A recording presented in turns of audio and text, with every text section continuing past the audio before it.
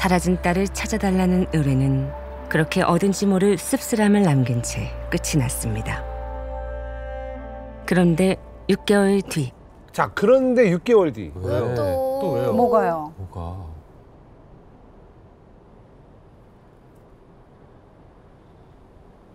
잘 지내셨어요? 저야 딸아이 돌보면서 지냈는데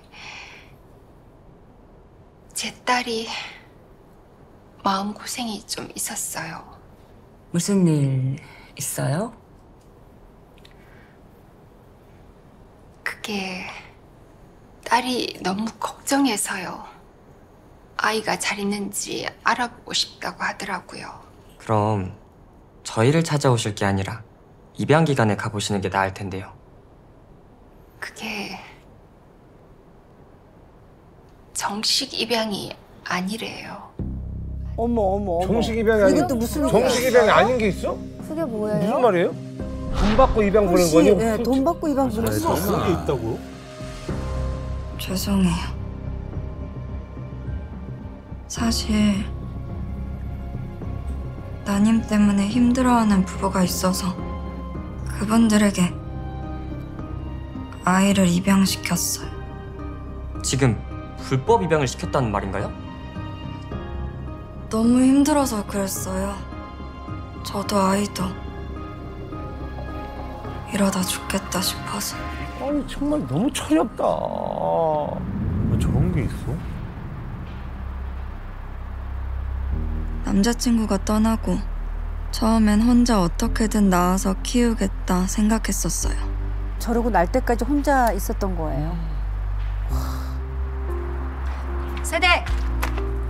마침 잘 만났네. 대체 월세 언제 줄 거야? 벌써 3달째인 거 알아? 죄송합니다. 조만간 꼭 드릴게요. 나도 세댁 사정 딱 해서 기다려주려고 했는데 나도 먹고 살아야지. 이번 달까지야. 안 그럼 방 빼서 정리하는 걸로 하자고. 네. 아유, 세상 살기 진짜 퍽퍽하다.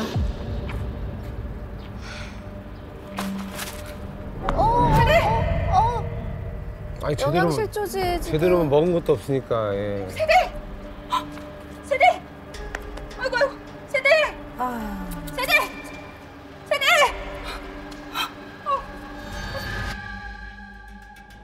아유, 큰일 날 뻔하셨어요.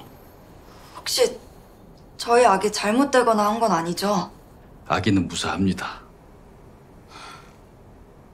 그런데 산모분 건강 상태가 너무 안 좋아요.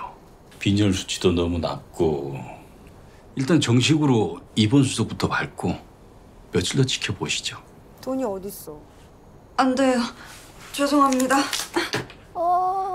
그날 알겠더라고요. 환자분, 저기 산모분! 키우고 싶다는 제 마음이 욕심일 수 있다는 거. 그 욕심 때문에 아이까지 위험해질 수도 있겠다는 걸요. 힘들고 지쳤다는 아, 저 그 카페 저런 데서 이제 올라온 글 때문에. 같은 미혼모들끼리 서로. 안녕하세요. 저는 20살 9개월 만삭 산모입니다. 여러 형편상 저 혼자 아이를 키울 자신이 없어요. 어떻게 해야 할까요? 제일 초라해 보여서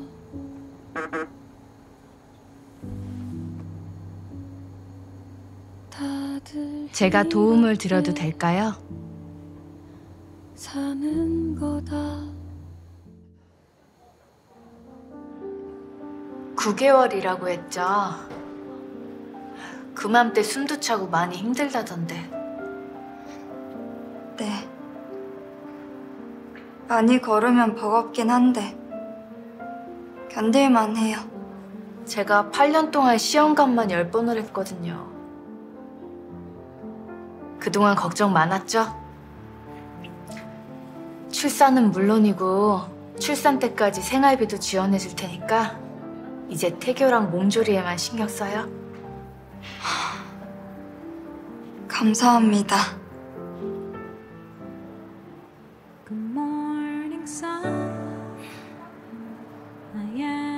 저 대신 잘 키워주세요.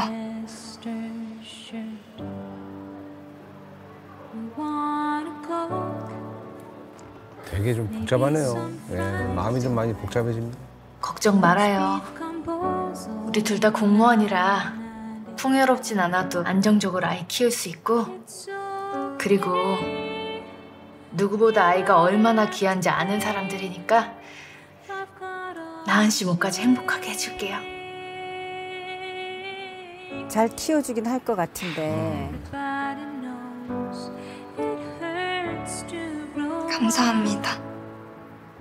아, 오늘 에피소드는 정말 무겁고 좀 불편합니다. 근데 이분들은 왜 정식 입양을 안 거치고 이렇게 할까?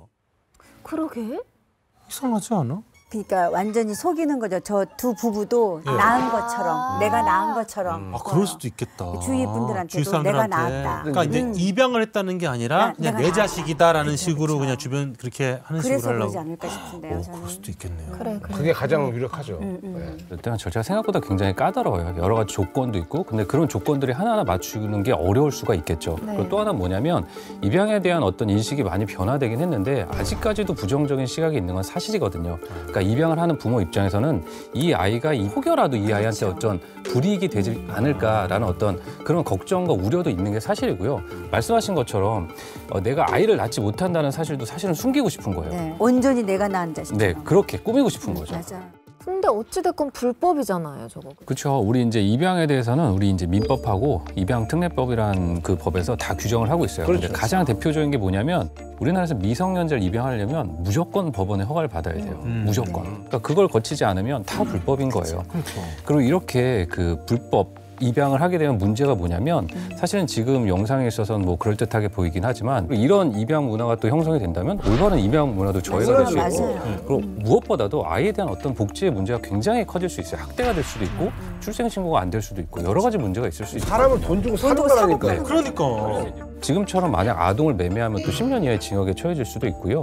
또 허가받지 않은 기관에서 뭐 아동을 또 입양하거나 허가받지 않고 뭐 이런 중개를 하거나 하면 또 3년 이하 또 3천만 원 이하의 벌금에 처해질 수가 있는 거예요. 네. 근데 저렇게 불법 입양되는 아이들이 많이 있어요? 출산은 됐는데 출생 신고가 되지 않은 애들 그런 아이들이 2,236명이라고 해요. 그렇게 많아요? 굉장히 많아요. 출생 신고가 안 되는. 안 되는. 네네네. 출생 신고 안 되는. 근데 더 문제는 뭐냐면 그 중에서 이제 유기가 돼서 사망을 했거나 지금 영상처럼 불법으로 입양된 아이들이 한 1,000여 명 정도 된다고 추정을 하고 있어요. 그러니까 굉장히 많은 숫자인 거죠. 네.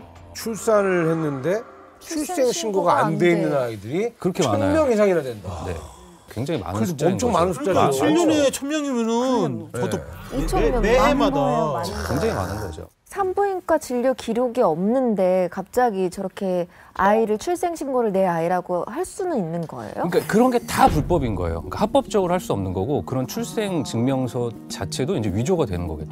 완벽한 불법인 거죠. 그러니까 나은이도 이렇게 불법 입양을 약속했기 때문에 병원 안 가고 집에서 낳은 거겠죠. 어딘가에서는 아직도 이런 거래들이 있겠죠. 있죠. 이게 실화잖아요. 네, 있죠. 네, 있겠죠. 그러니까 있죠. 네. 나은이 같은 경우는 아이가 생겨서 불법을 했지만 또 돈을 목적으로 임신하는 사람들도 있을까요? 있죠. 우리도 다뤘었잖아요, 예전에. 예, 아예 그냥 엄마 품 안에서만 잘 지냈으면 참 좋았을 텐데. 그러니까. 밖에 나가지고 이렇게 고생을 합니다. 20살이요.